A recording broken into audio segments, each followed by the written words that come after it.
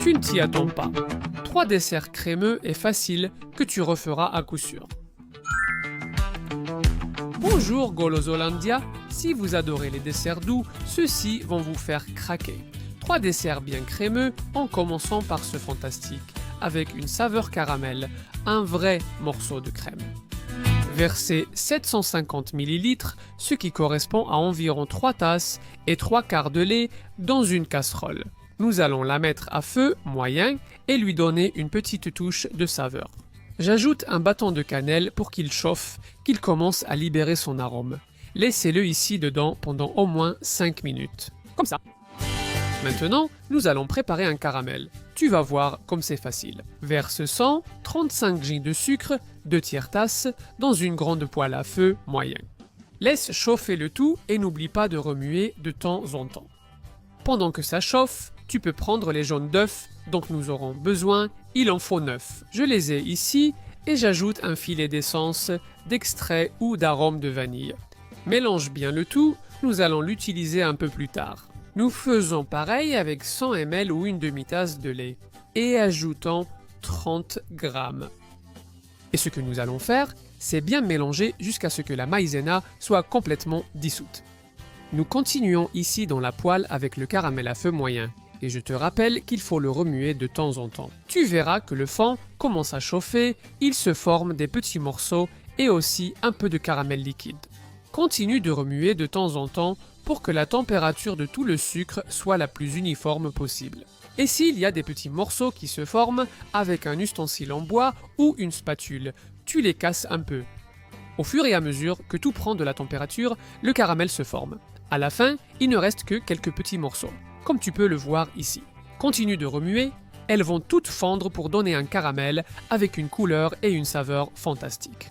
Il est essentiel de ne jamais arrêter de remuer. Quand tu vois que ça a l'air bon. Et une fois que c'est liquide, tu ajoutes ce lait chaud qu'on avait préparé avec la cannelle en retirant le bâton de cannelle. Logiquement, quand tu le verses, ça fait beaucoup de bulles, mais souviens-toi, ajoute-le petit à petit. J'utilise une petite louche, j'en ajoute une, je mélange et quand je vois que le caramel continue de bien se dissoudre et qu'il est presque fondu, j'en rajoute un peu. Ne t'inquiète pas si un gros cristal de caramel se forme comme ici. Continue simplement. Petit à petit, avec la chaleur, il va se dissoudre. Ne t'inquiète pas. Donc tu tournes et tu vois que ça commence à prendre une belle couleur de caramel. Et je ne te parle même pas de l'arôme. Ce mélange, c'est le succès assuré. Allez, encore un peu. Si tu vois que ça prend un peu trop de temps, tu peux augmenter un peu le feu et le mettre à moyen fort, mais pas plus. Et surtout, tant que tu remues tout le temps, tu verras qu'au bout d'un moment, ce sera complètement liquide. Alors, ajoute le reste du lait et maintenant, si tu remues énergiquement, on y est presque. Il ne nous reste plus qu'à incorporer ce peu de lait et à ajouter les 2 ingrédients que nous avions préparés avant, ainsi que le caramel. Pendant que ça chauffait au début, tu te souviens lesquels c'était? Bien sûr que oui, il s'agissait des jaunes d'œufs et aussi du lait, celui avec la maïzena. Les deux apportent une texture crémeuse et un peu de consistance à la préparation. Comme je l'ai dit, on commence avec les jaunes d'œufs. Les voilà. En plus, avec cette petite touche de vanille qui se marie parfaitement avec presque tous les desserts, profite de la moindre goutte, car ça donne une saveur incroyable. Comme tout à l'heure, il suffit de mélanger jusqu'à ce que tout soit bien incorporé. Et il n'y a pas de souci, parce que visuellement, on le voit tout de suite. Tu verras que tout est d'une couleur uniforme, signe que le jaune d'œuf et la vanille sont bien incorporés. Une fois que tu l'as, tu peux ajouter ce mélange de maïzena avec du lait. Voilà. N'oublie pas que ce lait est à température ambiante, donc il mettra un peu de temps à chauffer. Et c'est justement quand il commence à chauffer que la crème commence à se former. Il commence à devenir plus dense et c'est à ce moment-là qu'il faut être plus attentif parce qu'une fois que ça commence à épaissir, tout va très vite. En à peine 1 minute, on passe d'un état totalement liquide à un état crémeux. Regarde, j'y suis presque, alors je dois rester bien concentré. Voyons, ça commence déjà à prendre forme. Regarde, comme c'est crémeux, quelle merveille. Dernier tour. Le dessert d'aujourd'hui est pratiquement prêt. Une sacrée bonne affaire de recette avec des saveurs fantastiques. Cette cannelle, cette vanille et le super caramel, allez, c'est ultra crémeux. On sort tout de la poêle. C'est déjà l'heure de dresser le dessert. Pour cela, je vais utiliser ces petits verres en cristal, mais tu peux le mettre dans le récipient que tu préfères. Fais le dernier geste en remuant juste avant de servir. Et prends chaque petit verre pour les remplir pendant que c'est chaud. Alors fais attention à ne pas en renverser sur ta main, parce que c'est bien chaud, bien chaud. Remplis tous les récipients et ton dessert sera prêt. Je vais ici, l'un après l'autre, jusqu'à ce qu'ils soient tous remplis. Dans mon cas, j'aime décorer avec un peu de cannelle en poudre, que je passe à travers une passoire ou un tamis, pour obtenir une poudre encore plus fine. Regarde, c'est facile. Une décoration simple pour des petits verres incroyables et un dessert que, si tu le prépares une fois, je suis sûr que tu voudras le refaire. Regarde, regarde, regarde, regarde, regarde, regarde, comme c'est appétissant. Regarde, regarde, regarde, regarde, regarde. Je suis sûr que tu as envie d'y goûter, non? Bien sûr! Mais si tu veux vraiment impressionner tout le monde et donner une saveur classique, cette autre crème façon grand-mère est aussi parfaite. La première chose que nous allons faire, c'est de placer dans un petit récipient une couche de biscuit, comme si c'était un lit. L'idée, c'est de couvrir toute la surface du fond. C'est aussi simple que ça. Une fois que tu as préparé ça, on passe à la petite crème. On va avoir besoin de 2 jaunes d'œufs, des gros, taille L, et on ajoute 70 g, un tiers de tasse de sucre. On mélange un peu et tout de suite, le jaune va faire une sorte de miette avec le sucre. C'est ça qu'on cherche, que tout soit bien mélangé. Une fois que tu as bien mélangé, tu ajoutes 2 cuillères à soupe de maïzena, environ 20 g. Mais si tu veux en mettre un peu plus, ce n'est pas grave non plus. Tu répètes simplement l'opération, tu remues jusqu'à ce que tout soit bien mélangé, puis tu ajoutes 2 tasses de lait, soit environ 400 ml, et tu continues à mélanger. Quelques secondes pour que ça se dissolve un peu. Allez, aussi vite que ça, tu mélanges très bien, et avec ça, on va directement sur le feu. On va le mettre à feu moyen ou moyen fort, au maximum, et on va remuer tout le temps. Quand ce mélange commence à chauffer, c'est là qu'il devient épais, avec une texture crémeuse. Donc au début, on dirait qu'il ne se passe rien, mais ensuite ça épaissit très rapidement. En fait, moi, quand ça commence à chauffer, j'aime bien remplacer le fouet par une spatule en silicone. La raison d'utiliser une spatule en silicone, c'est de pouvoir bien racler le fond de la casserole ou de la marmite. Et aussi sur les côtés, car c'est là que ça chauffe en premier. Regarde, ça commence déjà à épaissir. Je vais encore remuer un peu et dans quelques minutes, j'aurai une texture totalement crémeuse, comme tu peux le voir ici. C'est le moment d'ajouter du beurre. Concrètement, une cuillère bien remplie, 20 ou 30 grammes, un peu selon ton goût. On le met dedans et grâce à la chaleur de la crème, il va fondre comme par magie.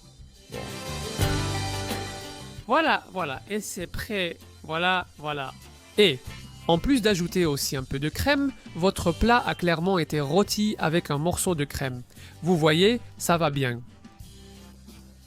Ajouter cet ingrédient de base fait toute la différence. Comme tu vois, en quelques tours, ça se dissout complètement. Regarde comme c'est crémeux.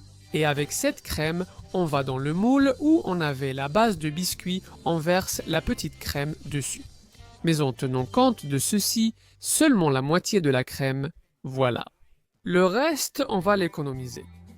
On étale cette moitié de crème pour couvrir toute la surface. Et par-dessus, on met une autre couche de biscuit, de la même façon qu'avant, pour que tout soit couvert et que le biscuit soit en contact avec la crème. On ne les mouille pas parce que la crème est déjà humide, et elle va leur apporter assez d'humidité pour qu'elles deviennent moelleuses.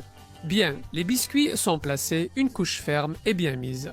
Et maintenant, on va utiliser la crème qu'il nous reste, parce qu'on va lui donner une touche supplémentaire. Il nous reste la moitié de la crème. On ajoute une cuillère à soupe de cacao en poudre et on mélange bien pour que ça s'intègre.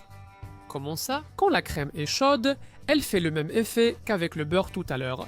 C'est-à-dire qu'elle nous aide à dissoudre le tout. Donc, on mélange un peu jusqu'à ce que le cacao soit complètement incorporé. Ensuite, tu ajoutes ça ici dans le moule, où tout est déjà bien en place. Allez, on verse la crème à l'intérieur. Et comme tout à l'heure, on va bien l'étaler pour qu'elle soit la plus plate possible. Allez! Profite d'une spatule de pâtisserie pour toujours utiliser jusqu'à la dernière goutte de crème. Il faut tout utiliser puisqu'on l'a préparé. Comme je disais, on étale la crème. Et maintenant, on va réserver ça au réfrigérateur, on va le laisser au moins 2 heures. Tu veux le préparer d'un jour à l'autre? Eh bien, aucun problème, ça ne pose aucun souci.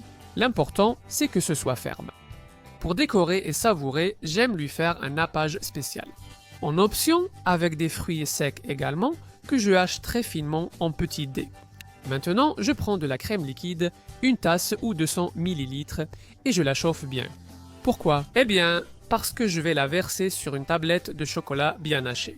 Donc, 200 g de chocolat haché, 200 ml de crème liquide bien chaude, et on mélange jusqu'à ce que le chocolat devienne un liquide brillant et homogène. Si tu n'y arrives pas, tu peux réchauffer à nouveau tout le mélange. Mais je pense que si tu as la crème bien chaude, tu n'en auras pas besoin. Tu remues jusqu'à ce que ce soit bien incorporé et brillant. Et tu ajoutes ces fruits secs qu'on avait hachés tout à l'heure. Ajoute progressivement et mélange pour bien répartir.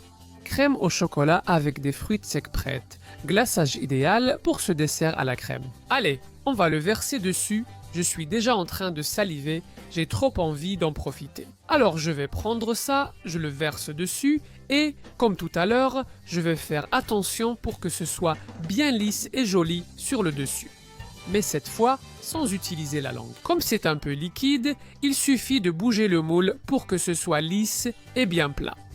Laisse reposer quelques minutes et il prendra la consistance parfaite pour que tu puisses en profiter pleinement. Ne me dis pas que tu n'as pas envie d'y goûter.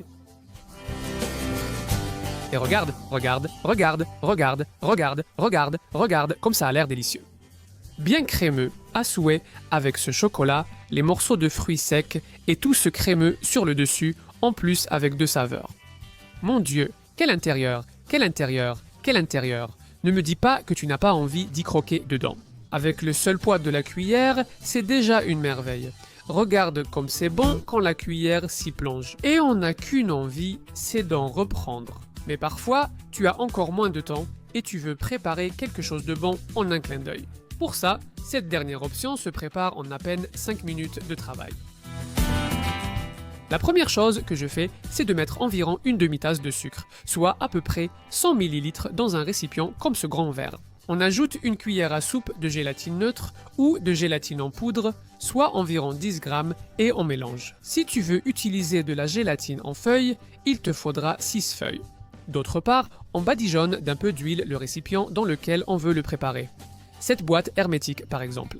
Comme ça, je m'assure que le démoulage sera plus facile ensuite. Voici la petite crème, très simple. On prend 300 ml ou une tasse et demie de crème, aussi appelée crème double, chantilly, crème épaisse ou heavy whipping cream. Bon, elle a beaucoup de noms. Ce liquide blanc avec au moins 28% de matière grasse.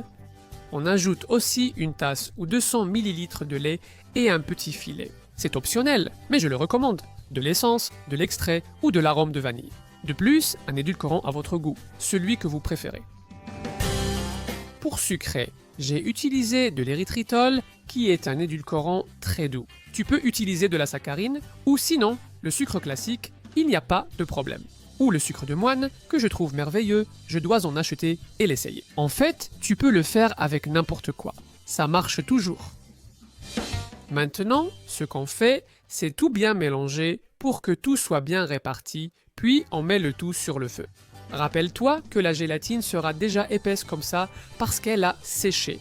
Et c'est ce qu'on cherche, que la gélatine soit prête. Parce qu'ici, on va mettre ça à feu moyen ou moyen fort et remuer. On va continuer à remuer pendant que tout chauffe et quand tu vois que c'est bien chaud, on ajoute cette gélatine. Et c'est prêt pour Idaï, prêt pour maintenant, Ayar maintenant.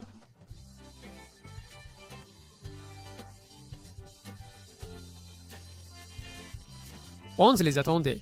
La police réclame toujours à manger.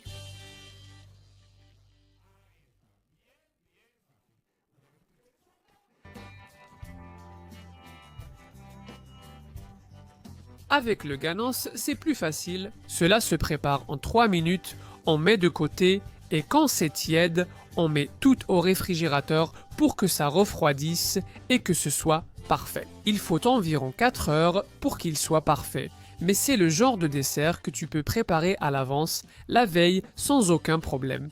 Après, tu n'as plus qu'à démouler. Tu prends avec les mains bien propres, tu touches les bords et tu vois que c'est un peu collé. Comment on résout ça? Avec un peu d'eau chaude, tu mets dans une assiette bien creuse et tu ajoutes un peu d'eau chaude autour de l'assiette. Laisse-le dedans juste un peu, quelques secondes, une demi-minute. Comme ça, et le bord, ce qui touche le verre, aura un peu chauffé, donc ça glisse mieux. Quand même, je passe toujours un petit couteau sur le bord et ça me règle d'éventuels problèmes. On retourne et c'est prêt. Ici, nous avons cette merveille de dessert fantastique. Sans sucre, sans four, avec une texture moelleuse et une saveur. Incroyable! Si tu es très gourmand, ajoute une touche plus sucrée. Dans ce cas, je vais ajouter de la confiture de lait qui marche toujours bien et je vais aussi y ajouter une touche croquante. Allez, quelques morceaux de noix et regarde, regarde, regarde, regarde, regarde, comme ça a l'air délicieux. C'est incroyable que quelque chose d'aussi simple ait une telle texture. Regarde comme c'est crémeux, regarde comme c'est crémeux, regarde comme c'est crémeux. Oh là là, je ne sais pas lequel manger en premier. Mais puisque tu es là, tu peux me donner un coup de main. Laquelle des 3 recettes as-tu préférée? Oui, la dernière qu'on a préparée à la fin, en à peine 5 minutes, elle est fantastique, au chocolat ou la crème caramel du début. Disons-le. Thomas. Oui, frérot, souviens-toi. Pendant que tu y penses, clique sur ce petit carré, il a l'air génial.